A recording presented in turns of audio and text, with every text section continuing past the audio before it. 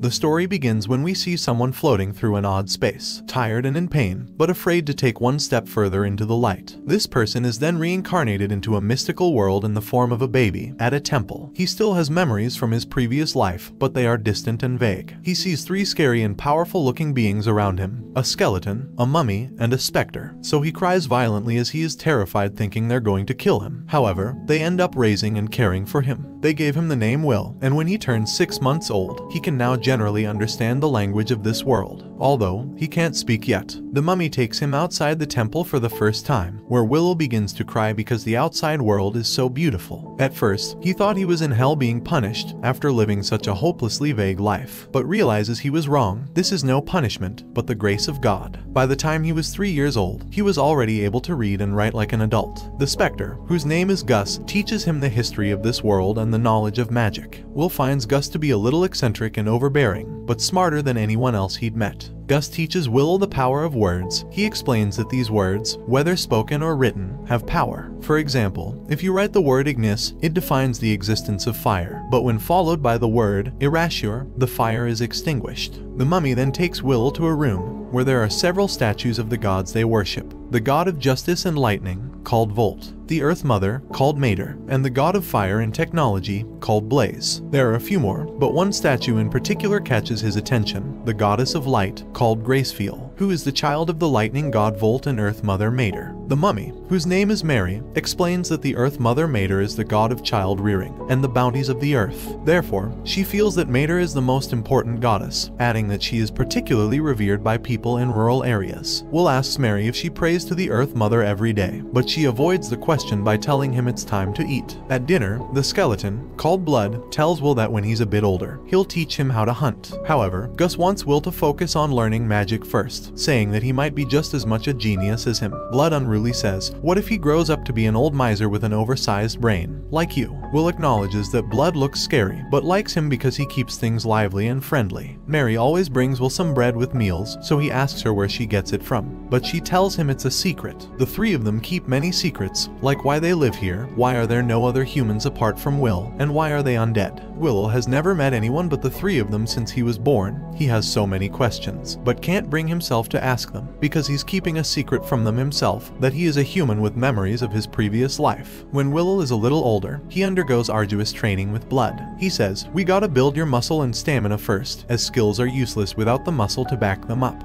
Blood also teaches Will swordsmanship and how to hunt in the forest. Gus teaches him magic. He is working on his pronunciation, telling him that words have fluctuations, and that no one can say a word in exactly the same way twice. Gus says he'll start by learning how to use minor magic skillfully and accurately, but needs to try his best to get by without using it. Will asks him how, to which Gus says, money. Will asks how a ghost can be such a money worshipper, but Gus says that money is important, as it is what drives this world. He says with the power of money, you can solve anything without magic, and goes into a fit of excitement thinking about counting gold coins. Mary teaches Will the knowledge of other races. She tells him that the three of them used to be humans, but before they died, they clung to powerful emotions that led them to form a contract with the god of the undead. The next day, Blood tells Will it's time he started some real-life training, as he's almost 8 years old. Will says, "If I take a hit with your ridiculous strength, I'm dead." Blood says he'll be fine, and tests Will with a duel. Will can use a combination of magic and swordsmanship to put up a good fight with Blood. He uses the power of the words well, but due to his lack of combat experience, he's unable to defeat Blood. Blood says he's got a long way to go, but frankly, he is surprised at how well he is progressing. Will then learns that Gus was once hailed as the Wandering Sage. He's exterminated monsters, calmed raging rivers, and rediscovered ancient languages. Blood was once known as the War Ogre, and Mary was known as the daughter of Mater. Although they're undead, Will considers them his family. Blood is his foster father, Mary is his foster mother, and Gus is his foster grandfather. One day, when Will returned from training, he sees Mary bringing a piece of bread from a room. Although he was told not to enter that room, he is too curious, and upon entering, he sees Mary's whole body surrounded by fire. Afraid that Mary will die, he rushes to save her, but ends up hurting his arms badly. His little arms had severe third-degree burns, and Mary blames herself for keeping secrets. Although his hands can recover, the scarring left behind will be unavoidable. Gus explains that the bread is a gift from the Earth Mother Mater, which prompts the question from Will, "Why did you burn?" Mary explains that it's because she betrayed the Earth Mother Mater by becoming an undead. The impure god of death, called Stagnate, is the Earth Mother Mater's enemy, and since the three of them formed a contract with him, just coming in contact with Mater's divine presence causes them to burn. 5 years pass and Will is 13 years old, thus his training is becoming more and more difficult. Blood captures a low-ranked demon's corpse for Will to practice against, and he easily defeats it with a slash that surprised Blood. Blood decides to speed up his training by taking him to the ruined city, where humans and dwarves used to reside, but now it's a dangerous place full of wandering undead. Blood leaves Will in a cave alone to test him. Several undead appear, however, Will manages to defeat them all easily. He must now find the exit, but on the way he meets an undead Vrascus demon, which are stronger than any opponent he's faced as they're able to use magic too. Will considers slipping past it, or even going another route, but thinks what Blood would do, and bravely faces the Vrascus. The Vrascus demon attempts to use magic, but with the lessons Gus taught Will, he is able to counter it, and goes in for an attack with his sword. However, his sword broke upon impact, but his attack ended up killing the Vrascus anyway. Since Will's sword is done, he picks up the magic spear from the undead he just defeated, which was made by dwarves. Gus then appears with a blank expression on his face, and uses his words to summon a golem to fight Will. However, Will defeats it with ease, but is confused to why Gus is trying to kill him. Just as Will is about to kill Gus, he stops, and says hurting you would make me feel worse than dying myself. Gus then apologizes to Will, and says he took that lesson a bit too far. Will is shocked that Gus is trying to pass it all off as a lesson, but doesn't say anything and they return to the temple. Will notices Gus hadn't brought up the incident at the cave, and thinks there must be a reason why he won't talk about it, so he decides not to tell Blood or Mary. Gus then has a private conversation with Will, and tells him that Blood is going to challenge him to a serious duel. Gus wants Will to find a way to lose the duel in a way that Blood won't notice. Will wants to know why, but Gus won't give him an answer. Will becomes extremely frustrated with Gus, and tells him that he can't help him with the duel, adding on the way out, "I'll pretend I didn't hear a word of what you just said."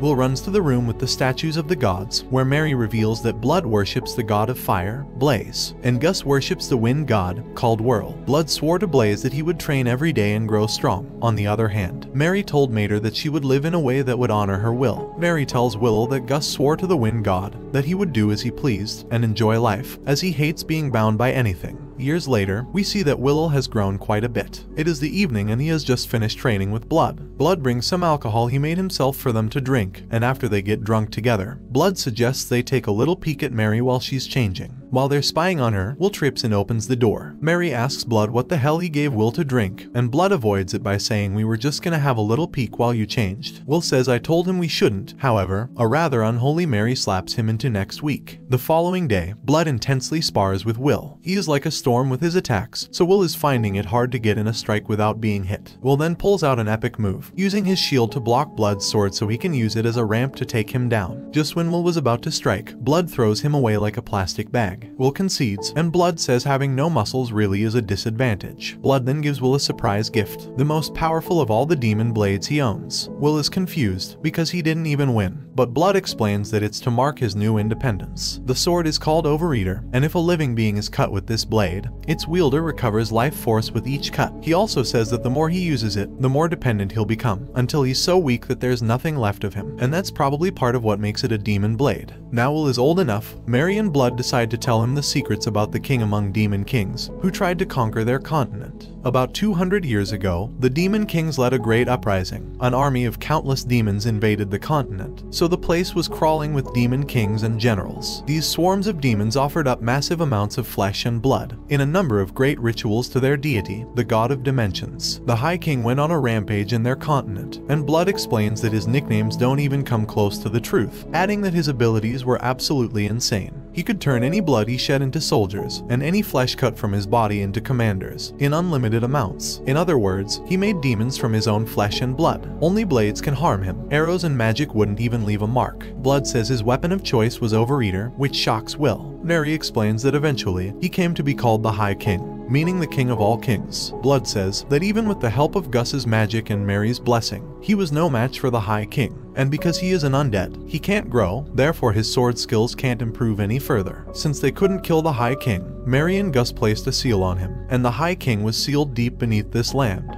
We then discover that Gus, Mary, and Blood are bound to this city by their contract with Stagnate. If they agreed to join his army of undead, he'd kill all the demons that were in the city and allow them to defend the seal in their immortal bodies. Will figures out that he was meant to be a sacrifice to break the High King's seal. However, after the demons that brought Will to them were slain, they decided to keep him and raise him like one of their own. They thought humanity had gone extinct, but the fact that the demons were able to bring him there means there must be a place inhabited by humans close by. And so, Will now knows why he is there. He's about to head into a nation of people who survived the Great Uprising. A few moments later, Mary and Blood tell Will they love him and how he is a strong, clever boy. Will is confused to why it sounds like they're saying their last goodbyes. Then all of a sudden, a demonic portal opens up in the sky, and out comes the infamous High King. He asks if they've said their farewells, as he's here to take the souls of Blood and Mary. Will is paralyzed so he can't even move, but just then, Gus appears. He tells Will to take Blood and Mary and get out of here, declaring that he is going to stop the High King. Gus uses his strongest magic and gets rid of the High King, or so he thinks. Suddenly, Gus is paralyzed by the High King, along with Mary and Blood. We discover that the High King divided his strength into two bodies, in case something like that happened. He leaves only Will, and proposes a deal. If he joins his undead army, he will let him live in harmony forever with his undead family, and gives him till evening to think about it. At night, Will goes to see the High King to tell him his answer. Will bravely says, "I'm not giving you a single thing." So Stagnate summons his army of undead. Will impresses Stagnate with his abilities, so he stops his undead army, and asks again if he would join him, as he's taken a liking to Will. He says, "I will welcome you as a general in my undead army," and cuts himself, telling Will to drink his blood. When it seems that Will is going to accept, he takes out the sword Blood gave him and attacks Stagnate. However, the High King unleashes a demon snake that bites Will, and suddenly he is transported to a strange place, where it seems like he had been before. He finds the goddess of light, and in the end, he makes a pact with her. That is, the goddess will give her protection and guidance, so long as he does not forget his resolve. Upon waking, Stagnate is disappointed that he made an oath with Gracefeel, as he hoped Will would join his ranks. The undead attack Will, but they are no match for Overeater. Stagnate suddenly disappears using the cloud of dust, and Will is left wondering where he went. Gracefeel then appears, and faces Will in the direction of the temple. Will then uses his accelerate ability to get over there as soon as possible, after realizing that the High King is after Blood and Mary. When Will arrives, the High King is just about to kill Blood. Will tries to stop him but knows he will not make it in time, but suddenly, a goddess appears who Will doesn't recognize, and after saying goodbye, he realizes that the Earth Mother never hated Mary for accepting Stagnate's deal. Mary starts to cry, and at that moment, Stagnate casts a lightning spell at Will, but he stops it with his magic, and takes advantage of this opportunity to charge with his sword, and begins to hit Stagnate with a vicious flurry of attacks. Will ends up defeating the High King, and after we see him vanish completely, everyone is very excited and congratulates Will. However, when they're about to leave, Mary and Blood fall to the ground. They tell Will that since they lost their attachment and denied selling their souls to Stagnate, their time has come to an end. Will begins to cry and asks if there's anything he can do, as he doesn't want to lose them. However, they calm him down and tell him that there's nothing he can do, but they're proud of who he has become, and want him to stay on the right path. Will then begins to see pictures above their heads from when they were human. Then Gus arrives, and the four of them enjoy their last moments together. After Blood and Mary die, the goddess takes their souls, and they will go back into the cycle of death and rebirth. Comment below if you would like a part 2. Don't forget to like and subscribe if you enjoyed, and turn on the notification bell so you never miss out on another video. Until next time, take care.